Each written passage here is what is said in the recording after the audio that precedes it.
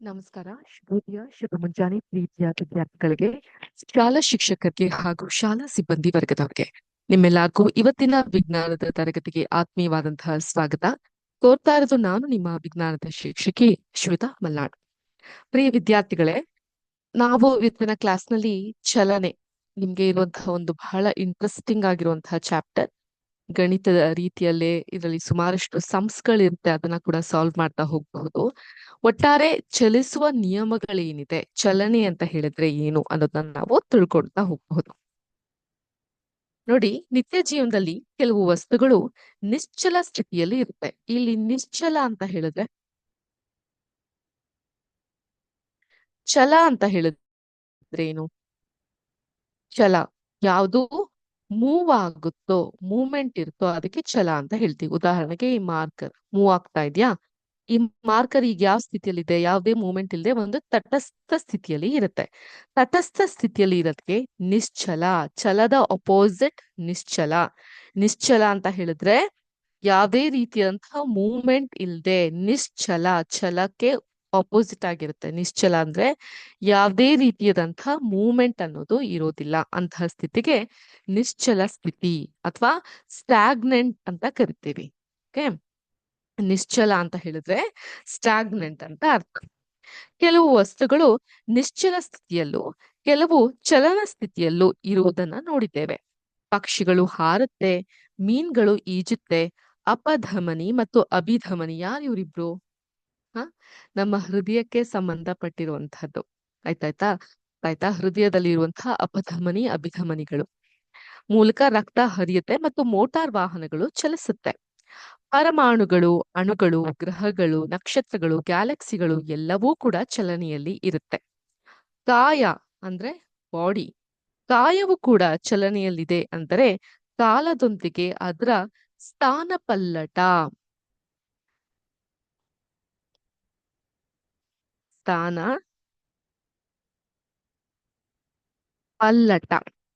ಪಲ್ಲಟ ಅಂತ ಹೇಳಿದ್ರೆ ಬದಲಾಗೋದು, ಸ್ಥಾನ ಪಲ್ಲಟ ಆಗ್ತಾ ಇದೆ ಅನ್ನೋದು ನಮ್ಮ ಅನುಭವಕ್ಕೆ ಬಂದಿದೆ. ಹಾಗೂ ಅನೇಕ ಸಂದರ್ಭಗಳಲ್ಲಿ ಪರೋಕ್ಷ ಅನುಭವಗಳಿಂದಲೂ ಚಲನೆಯನ್ನ ಕಂಡುಕೊಂಡಿದ್ದೇವೆ. ಉದಾಹರಣೆಗೆ ಧೂಳು, ಎಲೆಗಳು ಮತ್ತು ಕೊಂಬೆಗಳು ಚಲಿಸುವುದನ್ನ ಗಮನಿಸಿ ತನ್ಮೂಲಕ ಗಾಳಿಯು ಚಲಿಸುತ್ತದೆ ಎಂಬುದನ್ನ ತಿಳಿದುಕೊಂಡಿದ್ದೇವೆ. ಸೂರ್ಯೋದಯ, ಸೂರ್ಯಾಸ್ತ ಮತ್ತು ಋತುಗಳ ಬದಲಾವಣೆ ಈ ವಿದ್ಯಮಾನಗಳಿಗೆ ಕಾರಣಗಳೇನು? ಇದು ಭೂಮಿಯ ಚಲನೆಯಿಂದಲೇ. ಅದು ನಿಜವಾದರೆ ಭೂಮಿಯ ಚಲನೆ ನೇರವಾಗಿ ನಮ್ಮ ಅನುಭವಕ್ಕೆ ಯಾಕೆ ಬರೋದಿಲ್ಲ? ಸೊ ಭೂಮಿ ಗುಂಡಾಗಿದೆ ಅನ್ನೋದು ಗೊತ್ತು, ಭೂಮಿ ಚಲಿಸ್ತಾ ಇದೆ ಅನ್ನೋದು ಗೊತ್ತು, ಆದ್ರೆ ನಮ್ಮ ಅನುಭವಕ್ಕೆ ಯಾಕೆ ಅದು ಬರೋದಿಲ್ಲ? ಯಾರಾದ್ರೂ ಹೇಳ್ಬಲ್ಲಿರಾ?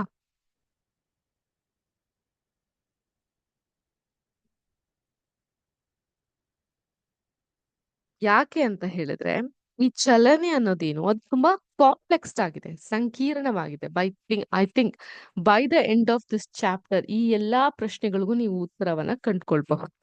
ಅದೇ ರೀತಿ ಒಂದು ವಸ್ತು, ಒಬ್ಬ ವ್ಯಕ್ತಿ ಚಲಿಸುತ್ತಿರುವಂತೆಯೂ ಮತ್ತೊಬ್ಬ ವ್ಯಕ್ತಿಗೆ ಅದು ನಿಶ್ಚಲ ಸ್ಥಿತಿಯಲ್ಲಿರುವಂತೆ ಕಾಣಬಹುದು. ನಾವೆಲ್ಲ ಚಿಕ್ಕವರಾಗಿದ್ದಾಗ ಈ ಸ್ಕೂಲ್ಗಳ ಕಟ್ಟಡಗಳಿರ್ತಾ ಇತ್ತಲ್ಲ, ಬಿಲ್ಡಿಂಗ್ ಇರ್ತಿತ್ತಲ್ಲ, ಅದ್ರ ಕೆಳಗಡೆ ನಿಂತ್ಕೊಂಡು ಮೇಲ್ ನೋಡಿದಾಗ ಈ ಮೋಡಗಳು ಚಲನೆ ಆಗ್ತಾ ಇತ್ತು. ನೀವು ಕೂಡ ಅಂತಹದ್ನ ಅಬ್ಸರ್ವ್ ಮಾಡಿರ್ತೀರಿ ಅಂತ ಭಾವಿಸ್ತೀನಿ. ಈ ಮೋಡಗಳ ಚಲನೆ ಆದಂಗೂ ಬಿಲ್ಡಿಂಗೇ ಮೂವ್ ಆಗ್ತಾ ಇದೆಯೇನೋ ಅಂತ ಅನ್ಸೋದು. ಅದೇ ರೀತಿ ನಾವ್ ನಡ್ಕೊಂಡು ಹೋಗ್ತಾ ಇದ್ರೆ ಈ ಚಂದ್ರ ನಮ್ ಹಿಂದೆನೆ ಬರ್ತಾ ಇದ್ದಾನೇನೋ, ನಾವ್ ಎಲ್ಲಿ ಹೋದ್ರೂ ಅಲ್ಲಿ ಬರ್ತಾನೇನೋ ಅನ್ನೋ ರೀತಿ ಅನುಭವಗಳಾಗ್ತಾ ಇತ್ತು.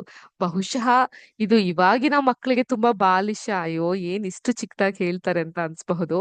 ಬಟ್ ನಮ್ಗೆಲ್ಲ ತುಂಬಾ ಮುಗ್ಧತೆ ಇರೋದು. ಈಗಿನ ಮಕ್ಕಳು ಮುಗ್ಧರಾಗಿಲ್ಲ ಅಂತ ಹೇಳ್ತಾ ಇಲ್ಲ, ಬಟ್ ಬಹಳಷ್ಟು ಮುಗ್ಧತೆ ಇರೋದು. ಅಂದ್ರೆ ನಿಮ್ಮಷ್ಟೆಲ್ಲ ಟೆಕ್ನಾಲಜಿಗೆ ಎಕ್ಸ್ಪೋಸ್ ಆದವ್ರಲ್ಲ, ನಿಮ್ಮಷ್ಟೆಲ್ಲ ತಿಳಿದಿರ್ಲಿಲ್ಲ. ಸೊ ಅದರಿಂದ ಅದೇನೋ ದೊಡ್ಡ ವಿಶೇಷ. ಎಲ್ಲಿ ಹೋದ್ರೂ ಚಂದ್ರ ನಮ್ಮನ್ನ ಆವರಿಸ್ಕೊಂಡು ಬರ್ತಾ ಇದ್ದಾನೆ, ಹಿಂದೆ ಹಿಂದೆ ಬರ್ತಾ ಇದ್ದಾನೆ ಅನ್ನೋ ಭಾವನೆಗಳು ಉಂಟಾಗೋದು. ಇರ್ಲಿ, ಈಗ ಚಲಿಸುತ್ತಿರುವ ಬಸ್ನಲ್ಲಿ ಕುಳಿತಿರುವ ಪ್ರಯಾಣಿಕರಿಗೆ ರಸ್ತೆಯ ಪಕ್ಕದಲ್ಲಿರುವಂತಹ ಮರಗಳು ಹಿಂದಕ್ಕೆ ಚಲಿಸುವಂತೆ ಕಾಣುತ್ತೆ. ರಸ್ತೆಯ ಬದಿಯಲ್ಲಿ ನಿಂತಿರುವ ವ್ಯಕ್ತಿಗೆ ಪ್ರಯಾಣಿಕರನ್ನ ಕರೆದೊಯ್ಯುತ್ತಿರುವ ಬಸ್ಸು ಚಲಿಸುವಂತೆ ಕಾಣುತ್ತೆ. ಕನ್ನಡದಲ್ಲಿ ಮಾತಿದೆ, ಕೇಳಿದಿರಾ? ನೀ ಮಾಯೆಯೊಳಗೋ ಮಾಯೆ ನಿನ್ನೊಳಗೋ ಅಂತ. ಆ ರೀತಿಯಾದಂತಹ ಅನುಭವ ಅಂತ ಹೇಳಬಹುದು. ಬಸ್ನಲ್ಲಿರುವ ಓರ್ವ ವ್ಯಕ್ತಿಗೆ ಸಹ ಪ್ರಯಾಣಿಕರು ಬಸ್ಸಿನ ಒಳಗಡೆ ನಿಶ್ಚಲ ಸ್ಥಿತಿಯಲ್ಲಿರುವಂತೆ ಕಂಡು ಬರ್ತದೆ. ಈ ವೀಕ್ಷಣೆಗಳು ಮತ್ತೆ ಏನನ್ನ ಸೂಚಿಸುತ್ತೆ ಅಂತ ಹೇಳಿದ್ರೆ, ಅನೇಕ ಚಲನಗಳು ಸಂಕೀರ್ಣವಾಗಿವೆ, ಕಾಂಪ್ಲೆಕ್ಸ್ಡ್ ಆಗಿದೆ. ಕೆಲವು ವಸ್ತುಗಳು ಸರಳ ರೇಖಾ ಪಥದಲ್ಲಿ ಚಲಿಸಬಹುದು. ಸರಳ ರೇಖಾ ಸ್ಟ್ರೈಟ್ ಈ ತರ. ಬೇರೆಯವರು ವೃತ್ತಾಕಾರದ ಪಥವನ್ನ ತೆಗೆದುಕೊಳ್ಬಹುದು, ರೌಂಡ್. ಕೆಲವು ಪರಿಭ್ರಮಿಸಬಹುದು ಮತ್ತು ಕೆಲವು ಕಂಪಿಸಬಹುದು. ಒಂದು ಇಮ್ಯಾಜಿನೇಷನ್ ಅಲ್ಲಿ ಹೋಗಬಹುದು, ಇಲ್ಲ ವೈಬ್ರೇಷನ್ ಅಲ್ಲಿ ಚಲಿಸಬಹುದು. ಕೆಲವು ಸಂದರ್ಭಗಳಲ್ಲಿ ಮೇಲಿನವುಗಳ ಸಂಯೋಜನೆಯೂ ಇರಬಹುದು. ಇವೆಲ್ಲವೂ ಕೂಡ ಆಗಿರಬಹುದು. ಈ ಅಧ್ಯಾಯದಲ್ಲಿ ನಾವು ಮೊದಲಿಗೆ ಸರಳ ರೇಖೆಯಲ್ಲಿ ಚಲಿಸುವ ವಸ್ತುಗಳ ಚಲನೆಯ ವಿವರಣೆಯನ್ನ ತಿಳಿದುಕೊಳ್ಳೋಣ. ಇಂತಹ ಚಲನೆಯನ್ನ ಸರಳ ಸಮೀಕರಣಗಳು ಮತ್ತು ನಕ್ಷೆಗಳ ಮೂಲಕ ವ್ಯಕ್ತಪಡಿಸುವುದನ್ನ ತಿಳಿದುಕೊಳ್ಳೋಣ. ನಂತರ ವೃತ್ತೀಯ ಚಲನೆಯನ್ನ ವಿವರಿಸುವ ವಿಧಾನಗಳ ಬಗ್ಗೆ ಚರ್ಚಿಸೋಣ. ಈಗ ಸ್ಟಾರ್ಟಿಂಗ್ ಅಲ್ಲಿ ಈ ಸರಳ ರೇಖೆಯ ಮೂಲಕ ಹೇಗೆ ಚಲಿಸ್ತಾರೆ ಅನ್ನೋದನ್ನ ನಾವು ತಿಳ್ಕೊಂತಾ ಹೋಗೋಣ.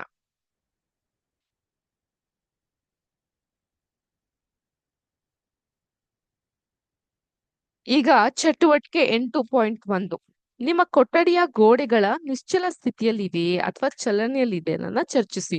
ಗೋಡೆಗಳೆಲ್ಲಾದ್ರೂ ಮೂವ್ಮೆಂಟ್ ಆಗ್ತಾ ಇದೆಯಾ, ಇದು ಹೋಗ್ಬಿಟ್ಟಿದ್ಯಾ, ಇದೆಯಾ ಇಲ್ವಾ, ಏನ್ ಕತೆ? ನಿಶ್ಚಲ ಸ್ಥಿತಿಯಲ್ಲಿ ಇರುವಂತಹ ರೈಲಿನಲ್ಲಿ ನೀವು ಕುಳಿತಿರುವಾಗ ಅದು ಚಲಿಸುವಂತೆನಿಸುವ ಸಂದರ್ಭಗಳನ್ನ ಅನುಭವಿಸಿದ್ದೀರಾ? ಚರ್ಚಿಸಿ ಹಾಗೂ ನಿಮ್ಮ ಅನುಭವಗಳನ್ನ ಹಂಚಿಕೊಳ್ಳಿ. ಈಗ ಚರ್ಚೆ ಮಾಡ್ಲಿಕ್ಕೆ ಆಗಲ್ಲ, ಯಾಕಂದ್ರೆ ನೀವ್ ಅನ್ಮ್ಯೂಟ್ ಮಾಡಂತೂ ಮಾತಾಡ್ಲಿಕ್ಕೆ ಆಗತ್ತಾ ಇಲ್ಲ ಅಲ್ವಾ? ಅದಕ್ಕೆ ಈಗ ಯೋಚಿಸಿ ಮತ್ತು ಕಾರ್ಯಪ್ರವೃತ್ತರಾಗಿ. ನಾವು ಕೆಲವು ವೇಳೆ ನಮ್ಮ ಸುತ್ತಲಿರುವ ವಸ್ತುಗಳ ಚಲನೆಯಿಂದ, ಅದರಲ್ಲೂ ವಿಶೇಷವಾಗಿ ಉಕ್ಕುತ್ತಿರುವ ನದಿಗಳ ಅನಿಯಮಿತ ಹಾಗೂ ಅನಿಯಂತ್ರಿತ ಚಲನೆ, ಚಂಡಮಾರುತ, ಹರಿಕೇನ್ ಮತ್ತು ಸುನಾಮಿಗಳಿಂದ ಅಪಾಯದ ಸ್ಥಿತಿಯಲ್ಲಿ ಇರುತ್ತೇವೆ. ಅದೇ ರೀತಿ ನಿಯಂತ್ರಿತ ಚಲನೆಯು ಜಲವಿದ್ಯುತ್ ಶಕ್ತಿಯ ಉತ್ಪಾದನೆಯನ್ನ ಮಾನವನಿಗೆ ಸಹಾಯಕವಾಗಿರುತ್ತೆ. ಕೆಲವು ವಸ್ತುಗಳ ಅನಿಯಂತ್ರಿತ ಚಲನೆಯ ಅಧ್ಯಯನ ಹಾಗೂ ಅವುಗಳ ನಿಯಂತ್ರಿಸುವ ಬಗ್ಗೆ ನಿಮಗೆ ತಿಳಿದುಕೊಳ್ಳುವ ಅವಶ್ಯಕತೆ ಇದೆ ಅಂತ ಅನ್ಸುತ್ತಾ?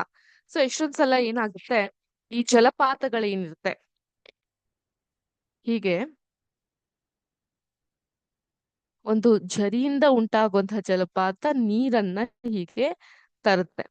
ಸೊ ಈ ಸಂದರ್ಭದಲ್ಲಿ ಇಲ್ಲಿ ವಿದ್ಯುತ್ ಅನ್ನ ಉತ್ಪಾದನೆ ಆಗ್ತಾ ಹೋಗುತ್ತೆ. ಅದೇ ಜಲಪಾತದ ನೀರು ಹೆಚ್ಚಳವಾದಾಗ ನಾವೇ ಕೂಡ ಕೊಚ್ಕೊಂಡು ಹೋಗ್ತೀವಿ. ಸೊ ಆದ್ರಿಂದ ಈ ಚಲನೆಯಲ್ಲಿ ಏನಾಗ್ತಾ ಹೋಗುತ್ತೆ, ಕೆಲವೊಂದು ನಿಯಂತ್ರಿತ ಚಲನೆ ಇರುತ್ತೆ, ಅಂದ್ರೆ ಕಂಟ್ರೋಲ್ಡ್ ಮೂವ್ಮೆಂಟ್ ಇರುತ್ತೆ, ಕೆಲವೊಂದು ಅನಿಯಂತ್ರಿತ ಅನ್ಕಂಟ್ರೋಲಬಲ್ ಆಗಿರುತ್ತೆ. ಸೊ ಅವುಗಳ ಬಗ್ಗೆ ಇಲ್ಲಿ ಮಾತಾಡ್ತಾ ಇದ್ದಾರೆ. ಈಗ ಚಲನೆಯ ವಿವರಣೆಯನ್ನ ಹೇಳೋದಾದ್ರೆ, ನಾವು ಒಂದು ವಸ್ತುವಿನ ಸ್ಥಳವನ್ನ ಸೂಚಿಸಲು ಮತ್ತೊಂದು ಸ್ಥಿರ ಬಿಂದುವಿನೊಂದಿಗೆ ಹೋಲಿಸಿ ತಿಳಿಯಬಹುದು. ಇದನ್ನ ಒಂದು ಉದಾಹರಣೆ ಮೂಲಕ ಅರ್ಥ ಮಾಡ್ಕೊಳ್ಳೋಣ. ಒಂದು ಗ್ರಾಮದಲ್ಲಿ ಶಾಲೆಯ ರೈಲ್ವೆ ನಿಲ್ದಾಣದಿಂದ ಉತ್ತರಕ್ಕೆ 2 ಕಿಲೋಮೀಟರ್ ದೂರದಲ್ಲಿದೆ ಅಂತ ಹೇಳ್ಕೊಳ್ಳೋಣ.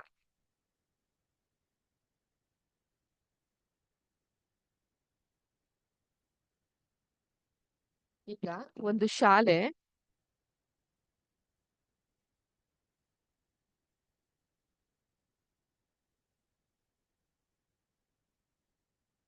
ಒಂದು ರೈಲ್ವೆ ನಿಲ್ದಾಣ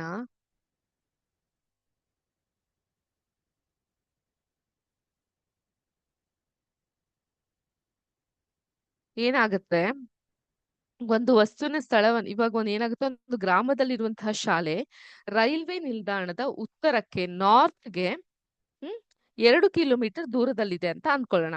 ನಾವು ಶಾಲೆ ಇರುವ ಸ್ಥಾನವನ್ನ ಸೂಚಿಸಲು ರೈಲ್ವೆ ನಿಲ್ದಾಣವನ್ನ ನಿರ್ದೇಶಕ ಬಿಂದು ಎಂದಿಟ್ಟುಕೊಂಡು ಹೇಳ್ತೇವೆ. ಈಗ ಯಾರಾದ್ರೂ ಕೇಳ್ತಾರೆ, ನಿಮ್ ಶಾಲೆ ಎಲ್ಲಿದ್ಯಪ್ಪ? ಸರ್, ಒಂದ್ ಮೆಡಿಕಲ್ ಸ್ಟೋರ್ಸ್ ಇದೆ, ಅದ್ರ ಹತ್ರ ಇದೆ. ಅಥವಾ ಒಂದ್ ರೈಲ್ವೆ ನಿಲ್ದಾಣ ಇದೆ, ಅದರಿಂದ ಒಂದ್ 2 ಕಿಲೋಮೀಟರ್ ದೂರದಲ್ಲಿ ಬರ್ಬೇಕು ನಾವು. ಅಥವಾ ಅಲ್ಲೊಂದ್ ಗುಡಿ ಇದೆ, ಗುಡಿಯಿಂದ ಹಿಂಗ್ ಬಲಕ್ ತಿರ್ಕೊಂಡ್ರೆ ನಮ್ ಶಾಲೆ ಕಾಣಿಸುತ್ತೆ. ಸೊ ನಾವ್ ಏನ್ ಮಾಡ್ತೀವಿ, ಸೊ ಈ ರೈಲ್ವೆ ನಿಲ್ದಾಣ ಅಂತ ಏನಿದೆ, ಇದನ್ನ ನಿರ್ದೇಶಕ ಬಿಂದು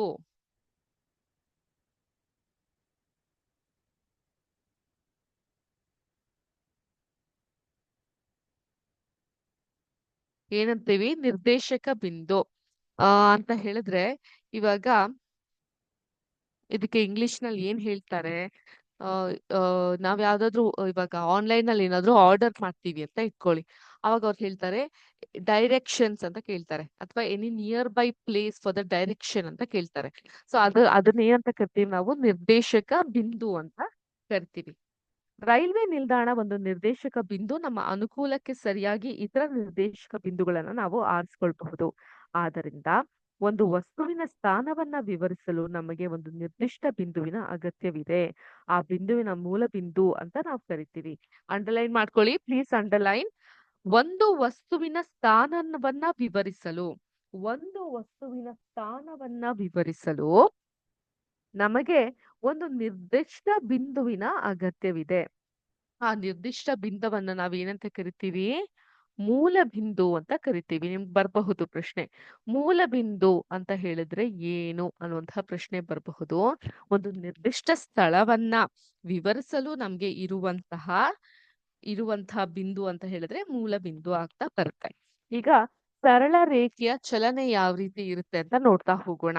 ಅರ್ಥ ಆಗ್ತಾ ಇದ್ಯಾ? ಕ್ಲಿಯರ್ ಆಗ್ತಾ ಇದ್ಯಾ? ಯಾರಿಗಾದ್ರೂ ಏನು ಡೌಟ್ಸ್ ಗಳಿದ್ಯಾ ಅಥವಾ ತುಂಬಾ ನಿಧಾನ ಅನ್ಸುತ್ತಾ, ಬೇಗ ಅನ್ಸುತ್ತಾ? ಎಲ್ಲರೂ ನಿಮ್ಮ ಅಭಿಪ್ರಾಯಗಳನ್ನ ನಮ್ಮ ಚಾಟ್ ಬಾಕ್ಸ್ ಅಲ್ಲಿ ನೀವು ತಿಳಿಸ್ತಾ ಹೋಗಬಹುದು.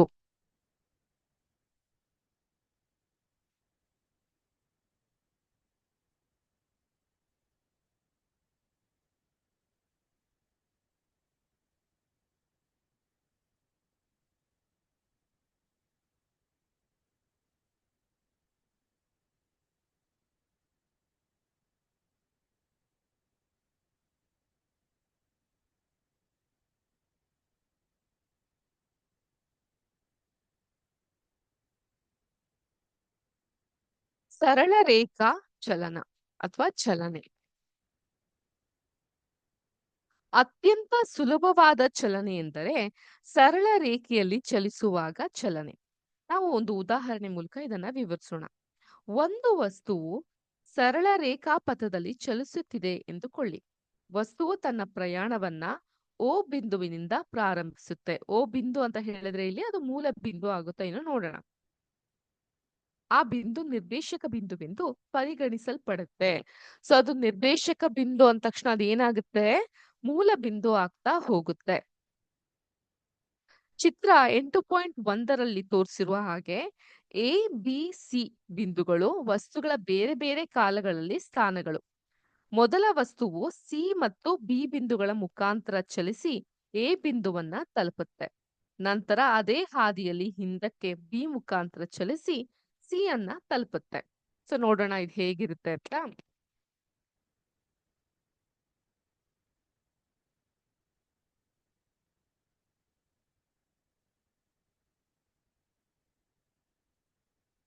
ಹೀಗೆ ಒಂದು ಸರಳ ರೇಖೆಯನ್ನ ಹಾಕಿದೀನಿ.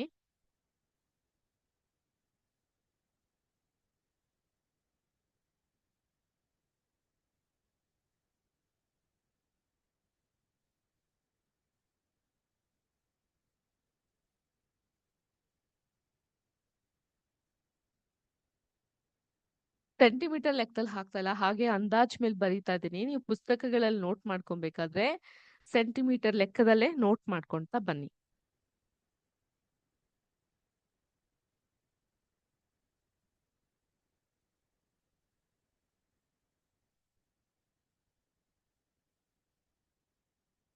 ಓಕೆ.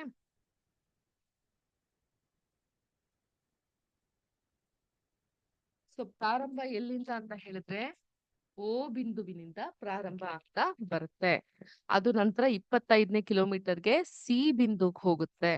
ತದನಂತರ 35ನೇ ಕಿಲೋಮೀಟರ್ಗೆ ಬಿ ಬಿಂದುವಿಗೆ ಹೋಗುತ್ತೆ. ತದನಂತರ 60ನೇ ಕಿಲೋಮೀಟರ್ಗೆ ಎ ಬಿಂದುವಿಗೆ ಹೋಗ್ತಾ ಹೋಗುತ್ತೆ.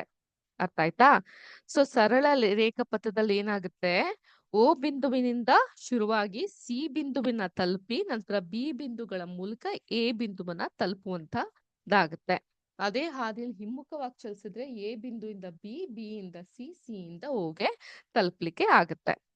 ಈಗ ವಸ್ತುವು ಚಲಿಸಿದ ಒಟ್ಟು ದೂರ ಬಂದು O A plus A C ಅಂತ ಹೇಳಿದ್ರೆ O A plus A C ಅಂತ ಹೇಳಿದ್ರೆ ಅದು ಎಷ್ಟು ತಲುಪ್ತಾ ಇದೆ? ಓ ಇಂದ ಎ ಎಷ್ಟಿದೆ? ಓ ಇಂದ ಎ ಎಷ್ಟಿದೆ? ಎಷ್ಟು ಕಿಲೋಮೀಟರ್ ದೂರ ಇದೆ? 60 ಕಿಲೋಮೀಟರ್. ಹೌದಾ?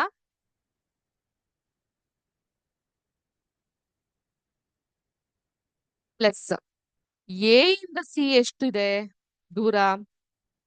ಇಲ್ಲಿಂದ ಇಟ್ಕೊಳ್ಳಿ. 5, 10, 15, 20, 25, 30, 35. ಹೌದಾ?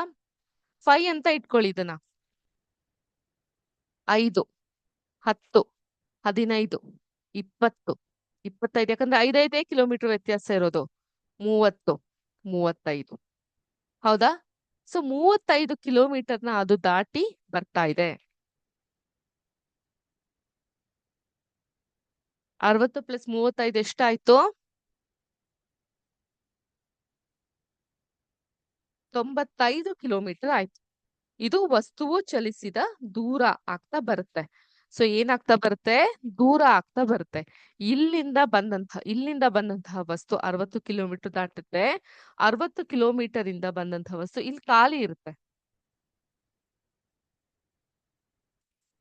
ಈಗ ಎ ಜಾಗದಲ್ಲಿ ಆ ವ್ಯಕ್ತಿ ಇದಾನಂದ್ರೆ ಮತ್ತೆ ಇದು 0ಯ ಸ್ಥಾನದಲ್ಲಿ ಇರುತ್ತೆ.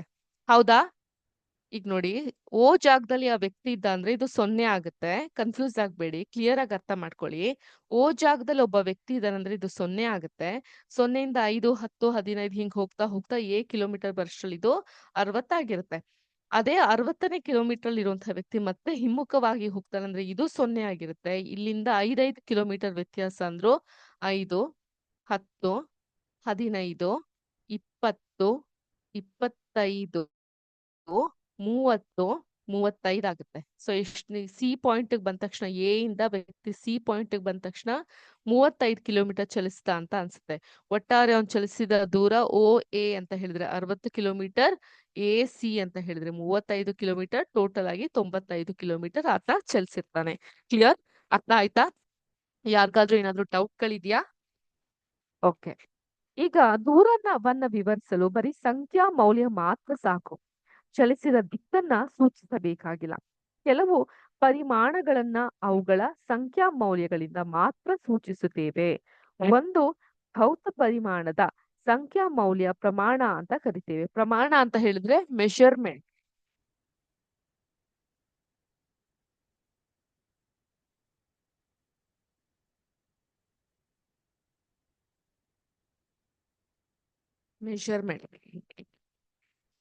ಈ ಉದಾಹರಣೆಯಿಂದ ನಿಮಗೆ ಪ್ರಾರಂಭಿಕ ಬಿಂದು 0ಇಂದ ಅಂತ್ಯ ಬಿಂದು ಸಿ ಗೆ ಇರುವ ದೂರವನ್ನ ಕಂಡುಹಿಡಿಯಲು ಸಾಧ್ಯವೇ? ಈ ವ್ಯತ್ಯಾಸವು ನಿಮಗೆ ಓ ಇಂದ ಎ ಮುಖಾಂತರ ಸಿ ಗೆ ಚಲಿಸಿದ ಸ್ಥಾನಪಲ್ಲಟದ ಸಂಖ್ಯಾ ಮೌಲ್ಯಗಳನ್ನ ಮಾತ್ರ ಸೂಚಿಸುತ್ತೆ. ಪ್ರಾರಂಭಿಕ ಸ್ಥಾನದಿಂದ ಅಂತಿಮ ಸ್ಥಾನಕ್ಕೆ ಇರುವ ಅತ್ಯಂತ ಕನಿಷ್ಠ ದೂರವನ್ನ ಸ್ಥಾನಪಲ್ಲಟ ಅಂತ ಕರಿತೀವಿ. ಅಂಡರ್ಲೈನ್. ಪ್ರಾರಂಭಿಕ ಸ್ಥಾನದಿಂದ ಅಂತಿಮ ಸ್ಥಾನಕ್ಕೆ ಇರುವಂತಹ, ನಾನು ಕೂಡ ಅಂಡರ್ಲೈನ್ ಮಾಡಿ, ನೀವು ಕೂಡ ಅಂಡರ್ಲೈನ್ ಮಾಡಿ.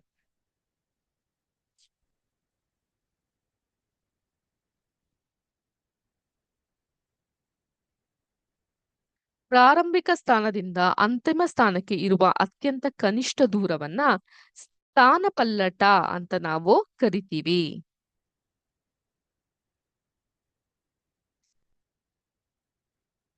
ವಸ್ತುವಿನ ಸ್ಥಾನಪಲ್ಲಟ ಅದು ಚಲಿಸಿದ ದೂರಕ್ಕೆ ಸಮವಾಗಿ ಇರುತ್ತದೆಯೇ? 8.1 ಚಿತ್ರದಲ್ಲಿ ಉದಾಹರಣೆಗೆ ವಸ್ತುವು 0ಇಂದ ಎ ವರೆಗಿನ ಚಲನೆಯಲ್ಲಿ ಚಲಿಸಿದಂತಹ ದೂರ 60 ಕಿಲೋಮೀಟರ್ ಮತ್ತು ಸ್ಥಾನಪಲ್ಲಟವು ಕೂಡ 60 ಕಿಲೋಮೀಟರ್. ಯಾಕಂದ್ರೆ ಅತ್ಯಂತ ಕನಿಷ್ಠ ಮಿನಿಮಮ್ ದೂರವನ್ನ ಸ್ಥಾನಪಲ್ಲಟ ಅಂತ ನಾವು ಕರಿತೀವಿ. ಓ ಇಂದ ಎಗೂ ಮತ್ತೆ ಹಿಂದಕ್ಕೆ ಬಿಗೆ ಚಲಿಸಿದ ದೂರ ಏನಾಗುತ್ತೆ?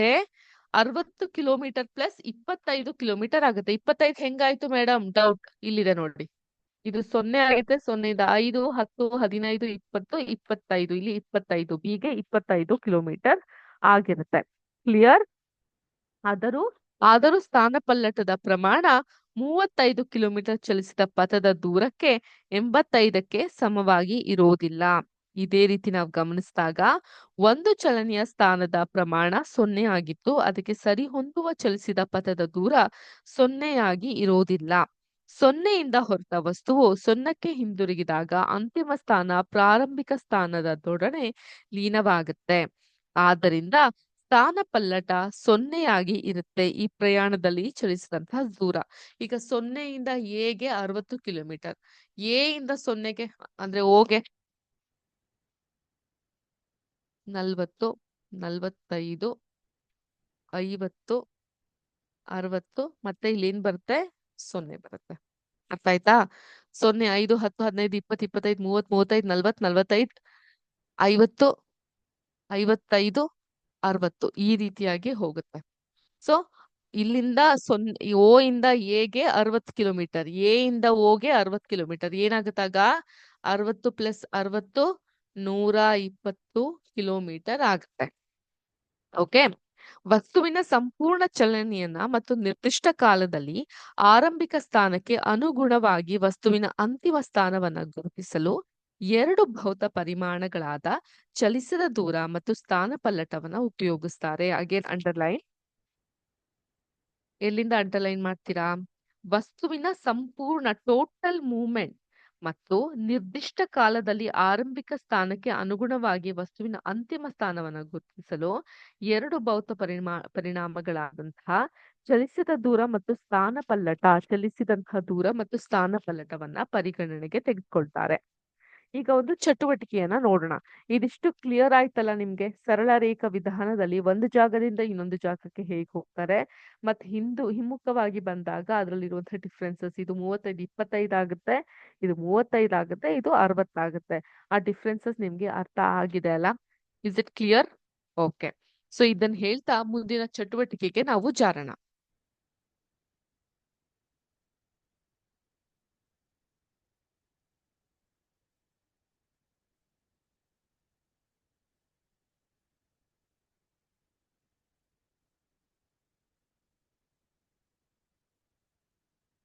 ಚಟುವಟಿಕೆ 8.3.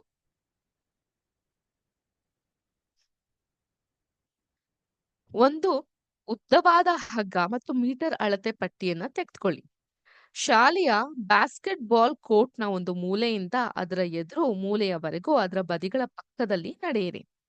ಹಗ್ಗ ಮತ್ತು ಅಳತೆ ಪಟ್ಟಿಯನ್ನ ಬಳಸಿ ನಡೆದ ದೂರ ಮತ್ತು ಸ್ಥಾನ ಪಲ್ಲಟದ ಅಳತೆ ಮಾಡಿ. ಇವೆರಡರಲ್ಲಿ ಯಾವ ವ್ಯತ್ಯಾಸವನ್ನ ಗಮನಿಸ್ತೀರಾ ಅನ್ನೋದನ್ನ ಕಂಡುಕೊಳ್ಳಿ. ಸೊ ಈ ಆಕ್ಟಿವಿಟಿನ ನೀವೇ ಮಾಡ್ಬೇಕಾಗತ್ತೆ. ಹಾಗೇನೆ ಚಟುವಟಿಕೆ 8.4 ಇದೆ.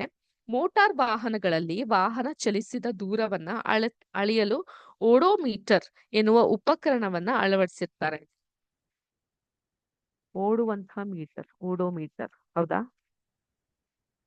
ಓಡೋಮೀಟರ್ ಅನ್ನೋದು ಒಂದು ವಾಹನವನ್ನ ಚಲಿಸಿದಂತಹ ದೂರವನ್ನ ಅಳಿಯಕ್ಕೆ ಉಪಯೋಗಿಸ್ತಾರೆ. ಒಂದು ಮೋಟಾರ್ ವಾಹನವು ಭುವನೇಶ್ವರದಿಂದ ನವದೆಹಲಿಯ ತನಕ ಚಲಿಸುತ್ತದೆ. ಓಡೋಮೀಟರ್ ನಲ್ಲಿ ಪ್ರಾರಂಭಿಕ ರೀಡಿಂಗ್ ಅಂದ್ರೆ ಅಳತೆಗೂ ಮತ್ತು ಅಂತಿಮ ರೀಡಿಂಗ್ಗೂ ಇರುವಂತಹ ಅಂತರ 1850 ಕಿಲೋಮೀಟರ್.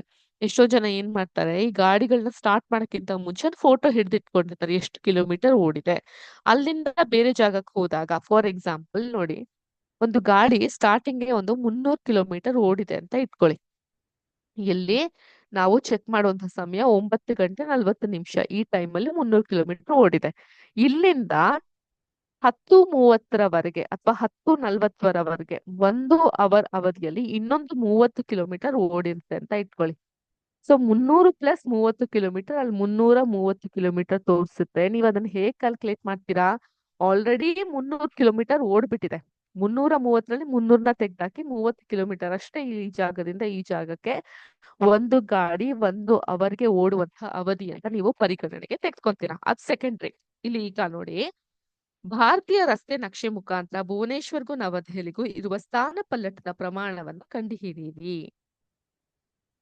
ಸೊ ಅದನ್ನ ನಕ್ಷೆಯ ಮುಖಾಂತರ ಮಾಡಬಹುದು. ಆ ಪ್ರಶ್ನೆಗೆ ಉತ್ತರ ನಾನು ಇಲ್ಲೇ ಕೊಟ್ಟಿದ್ದೀನಿ. ಈಗ 1 ಅವರ್ ಕಾಲಾವಧಿಯಲ್ಲಿ 30 ಕಿಲೋಮೀಟರ್ ಇಲ್ಲಿ ಸ್ಥಾನ ಪಲ್ಲಟದ ಅವಧಿ ಆಗ್ತಾ ಹೋಗುತ್ತೆ ಅಂತ. ಓಕೆ. ಈಗ ಏಕರೂಪ ಚಲನೆ ಮತ್ತು ಏಕರೂಪವಲ್ಲದ ಚಲನೆಯ ಬಗ್ಗೆ ನಾವು ತಿಳ್ಕೊಂತಾ ಹೋಗೋಣ.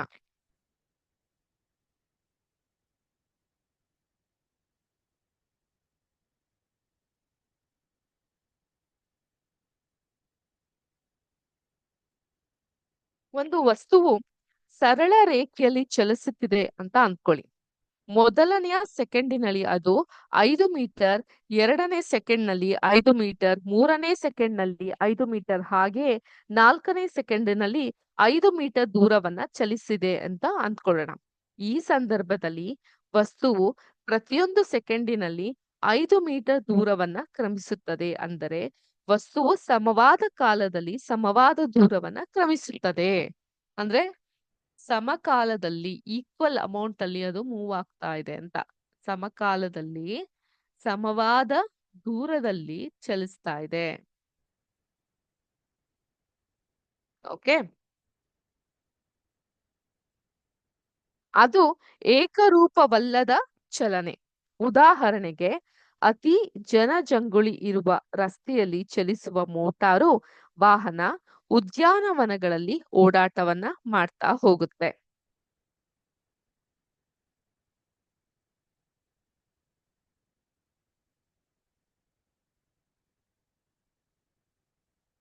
ಚಟುವಟಿಕೆ 8.1 ನೋಡೋಣ. 8.5 ನೋಡೋಣ. 8.1 ಕೋಷ್ಟಕದಲ್ಲಿ ಎ ಮತ್ತು ಬಿ ಎಂಬ ವಸ್ತುವು ಚಲನೆಯ ದತ್ತಾಂಶಗಳನ್ನ ಕೊಟ್ಟಿದೆ. ಅವುಗಳನ್ನ ವೀಕ್ಷಿಸಿ ಆ ವಸ್ತುಗಳನ್ನ ಚಲನೆ ಏಕರೂಪ ಚಲನೆಯೇ ಅಥವಾ ಏಕರೂಪ ಅಲ್ಲದ ಚಲನೆಯೇ ಅಂತ ನಾವು ತಿಳ್ಕೊಂತಾ ಹೋಗ್ಬೇಕು.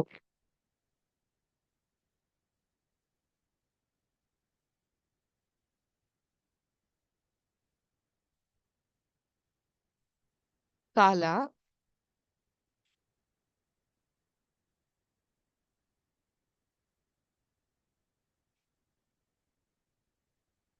ಇಲ್ಲಿ ವಸ್ತು ಎ ಚಲಿಸಿದಂತ ದೂರ, ವಸ್ತು ಬಿ ಚಲಿಸಿದಂತ ದೂರವನ್ನ ನೋಡೋಣ.